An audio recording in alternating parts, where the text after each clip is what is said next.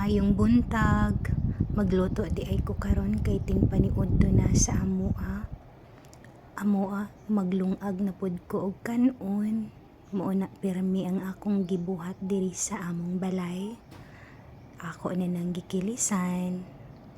Basta tingpaniud to, magluto naman gyud ta para naatay maipakaon sa atong mahal nga sa kinabuhi. So gitrapuhan na nako para itak-ang na ang rice cooker og ako nang gitakluban. Pagkahuman na may guso, ako na siyang lutuon, gihugasan nako na siya dayon nagtak-ang nako, nagpabukal nako og tubig para ako tong kuanon ang gusto. Dayon na po'y isda, ako pod na siyang tulahon, gihugasan nako. Dayon naghugas na pug kaldero para sa akong tulahan. Dayon magpabukal na pud ko para sa tinula nga isda, butangan og kalamunggay.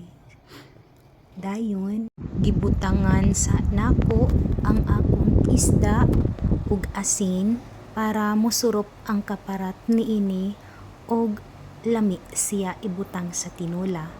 Nibukal na akong isa ka kaldero ug akong gibutang ang guso.